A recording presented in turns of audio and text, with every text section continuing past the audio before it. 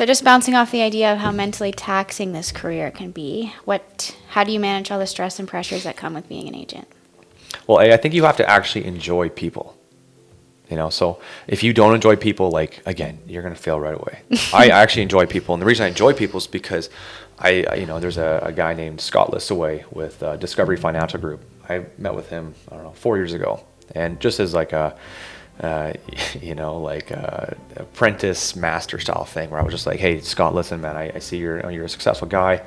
And I asked him a bunch of questions, but one thing that really stuck out to me was, he's like, Talon, I believe that every single person I talk to has a piece of value that they, can provide to me. And if you have that mindset, it makes wanting to meet new people much, much easier and actually enjoyable, because I really believe that I can learn something from everybody, that I cross paths with. So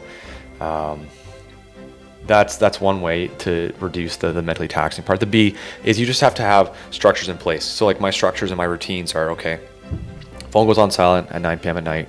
I typically try not to check it until 8 a.m. in the morning. Whether that's the case or not, sometimes is a struggle, but you need to have those in place. And then you get to the point where you can delegate. And now I have an admin assistant that is essentially my gatekeeper of my email. Okay, so she takes care of all of the fluff and the really important items, the 20%. That's what gets passed on to me. So now that I've reduced my workload by a ton and reduced the mentally taxing elements of my job a lot by delegating it to someone else that can take care of the low level stuff, well, then now I have energy to focus on the big ticket and the most productive items. And that's what keeps a guy sane, I think, and keeps a guy always having energy. Because if you don't protect that, you're gonna fail out and you're gonna burn out. And that's the biggest thing that I see a lot of agents struggle with.